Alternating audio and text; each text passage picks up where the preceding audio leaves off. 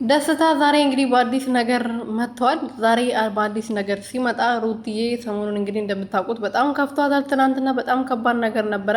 አክስቷ ምን አይነት በእድሜ እንግዲህ ትልቅ ሰው ነች፣ በጣም ማሰብ የምትችል ሴት ነች እና ይሄ ልጅ ሲጠፋ ወይም ደግሞ ሩትዬና አብርሃም ጋር ስትሄድ ኤርሜላ ጋር ስትሄድ ሩታ ላይ ምን ይፈጠራል፣ እቺ እናትስ ምን አይነት ስሜት ይሰማታል ብላ ሳታስብ ነው ልጇን እዛ አባት የሄደችው እና ምን አይነት አይምሮ እንዳላቸው እኔ አላውቅም። ይሆናል አይደለ እሷን የሚጎዳት ነገር ብቻ እሷን የሚያሳዝናት ነገር ብቻ ማድረግ ደስ ያሰኛቸዋል። ዘመዶቿም ቢሆኑ ሌሎች ሰዎችም ቢሆኑ ማለት ነውና አሁን እንግዲህ ሰሞኑ በጣም ትልቅ ንዝነዛ ይገጥማታል። እንደዛም ሆኖ ግን ደስታ አጠገቧ ቢሆንና አብሮ እየመጡ ስራ ቢሰሩ ከነሱ ርቃ እነሱ ጋር ባትገኝና ነይ ስሏት ባትሄድና ከደስታ ጋር የራሷን አይዲያ ይዛ ብትመጣ ደስ ይለናል። ምክንያቱም እንደዛ ካላረገች በጣም የሚያስጠላ እንትን ነው። እቺ አገስት የምትባለው ገነት ማለት ነው።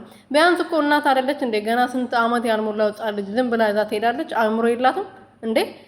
በቃ ልጁ ለትንሽ ጊዜ እረፍት ማግኘት አለበት። በዛ ላይ ደግሞ እንወስደዋለን እያሉ ስለሆነ እንደዚህ ወይም ቤተሰቦች ጋር ይዘሽ ሂጂ ወይም ደግሞ ልጅሽን ብቻ ይዘሽ ከከተማ ወጥተሽ ተዝናኝ ምናምን ብላ ማምከር ሲገባት እሷን ውሸታም ለማስባል ሁሉ ጊዜ ሩቲ ነገረኛ ነች። ሩቲ ሌላ መጥፎ ነገር የምታስበው ሰው መወጀል ትወዳለች። ሁሉም ነገር ጥፋት እሷ ላይ እንዲደራረብ ይሄና ስታለቅስ ሚዲያ ላይ ወጣ መክሰስና መካሰስ እስከምትደርስ ድረስ ለምንድን ነው ዝም ያለችው? ምን አይነት ደነዝ ብትሆን ነው?